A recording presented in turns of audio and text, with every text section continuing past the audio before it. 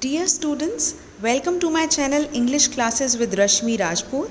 Today we'll discuss a famous and beautiful poetry, The Laburnum Top, written by Ted Hughes from the book Hornbill, Class 11.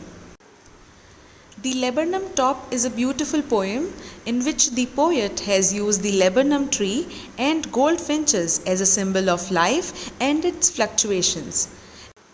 In this poem, the poet describes how the visit of a goldfinch changes the laburnum tree. The goldfinch transforms the tree and makes it come alive as its chicks of the goldfinch start to rustle and chirp on seeing her. Once the goldfinch leaves the tree, it becomes quiet and still again. The laburnum tree symbolizes the pattern of our life in general, which is usually dull and inanimate. The goldfinch breaks the usual pattern and makes it lively.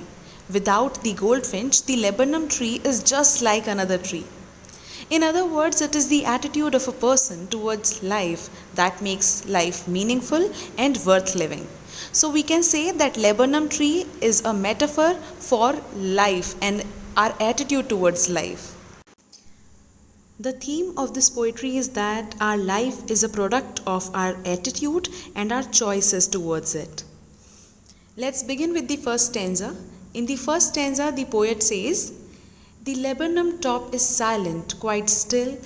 In the afternoon yellow September sunlight, a few leaves yellowing, all its seeds fallen." In this stanza, the poet describes a beautiful sunny autumn. The laburnum tree is silent and still. It is laden with yellow leaves and yellow flowers in September. Its leaves have turned yellow because of the autumn season and all its seeds have fallen. Then in the second stanza the poet has written, "Till the goldfinch comes with a twitching chirrup, the suddenness a startlement at a branch end, then sleek as a lizard and alert and abrupt, she enters the thickness and a machine starts up. Of chitterings and a tremor of wings and trillings, the whole tree trembles and thrills. It is the engine of her family, she stokes it full, then flirts out to a branch end, showing her barred face identity mask." In this stanza, the poet has conveyed, just then a goldfinch alights on the laburnum tree making short, high-pitched sounds. The goldfinch has her nest in the tree and her chicks are resting in the nest. On the mother's return, a sudden movement stirs the tree. Her little ones are excited on the arrival of her mother and it starts chirping. The cautious mother enters the tree with great care so that no predator can come to know that her babies are housed in the nest. The poet has compared the alert, abrupt and sleek movement of the goldfinch with that of a lizard. The goldfinch has been called the engine of her family. Just as the engine starts up the machine, her arrival in the nest has suddenly started up the silent machine, that is nest. The young ones have started chittering and making noise. By feeding her young ones, she has added fuel to the machine, and as a result, the chicks now have the energy to be active and make noise.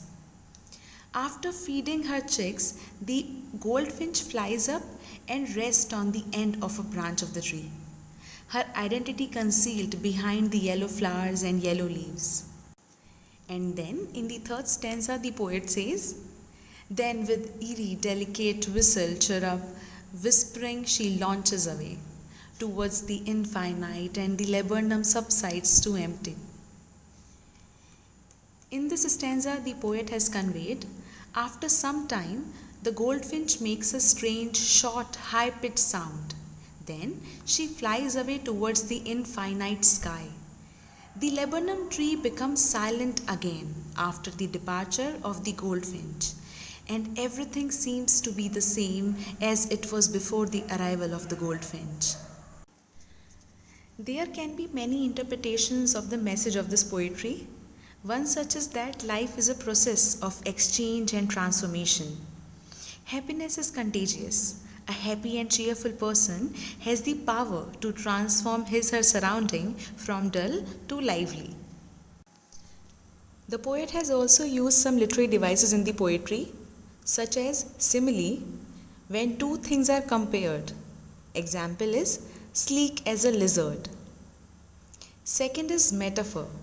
A word or phrase is used to represent something else. For example, engine of a family, where engine represents the mother goldfinch and machine, which represent the nest with its broods of bird chicks. Next is alliteration. A number of words having the same first consonant sound occur close together in a series. Example is September sunlight, a suddenness, a startlement, and alert and abrupt, and tree trembles and thrills. And the next is onomatopoeia. A word is formed from a sound similar to it. Example is twitching chirrup, chittering, trillings, whistle chirrup. And that's all about this poetry, the laburnum top. I hope that this video was helpful for you to understand the poetry. Thank you so much. Happy learning to you all.